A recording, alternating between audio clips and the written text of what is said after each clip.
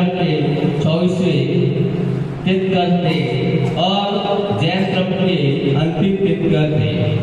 भगवान महावीर ने और उन्होंने अपने अनुयायी को मोक्ष प्राप्ति के लिए 5 महत्वपूर्ण नियम दिए।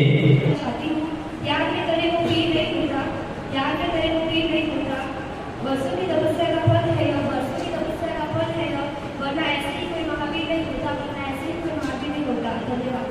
महावीर स्वामी का जन्म करीब 599 ईसा पूर्व बिहार राज्य के वैशाली जिले के कुंडग्राम के राज परिवार में हुआ था। वे राजा सिद्धार्थ और रानी त्रिशला के पुत्र थे। वे राज घराने परिवार से थे। इनका बचपन का नाम वर्धमान था। सभी को मिलकर इस मंत्र का जाप करें तो हमारा विश्व का कल्याण होगा। ऐसा पूरे विश्व के सामने विचार को स्वीकृति दी गई, तब जाकर इसको विश्व नमोकार दिवस के रूप में मनाया जाने लगता है।